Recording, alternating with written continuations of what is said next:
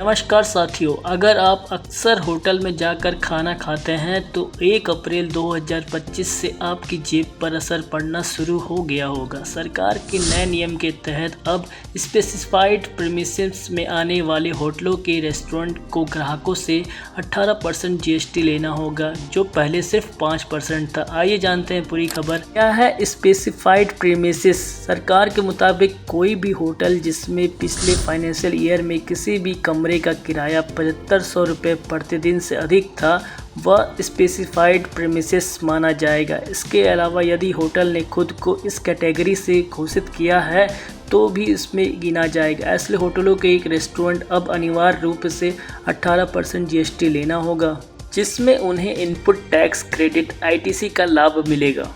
एक्सपर्टों का कहना है कि 18% जीएसटी लगने से कस्टमर को ज़्यादा पेमेंट करना पड़ सकता है, लेकिन ज़रूरी नहीं है कि हर बार खाना महंगा हो। अगर होटल को कच्चे माल और सर्विस पर पहले से ही 12% तक जीएसटी देना पड़ता है तो अब वह आईटीसी का फ़ायदा उठाकर जीएसटी कम कर सकता है। हालांकि यदि होटल में कॉमन आईटीसी यानी ऐसी वस्तुएं और सर्विस जो होटल और रेस्टोरेंट दोनों में यूज़ होती हैं, जैसे साबुन, पानी, सफाई आदि की क्वांटिटी ज़्यादा है तो होटल को फ़ायदा होगा और वह टैक्स कस्टमर पर ट्रांसफ़र नहीं करेगा। ये जानते हैं 5% की जीएसटी की सुविधा किन को मिलेगी।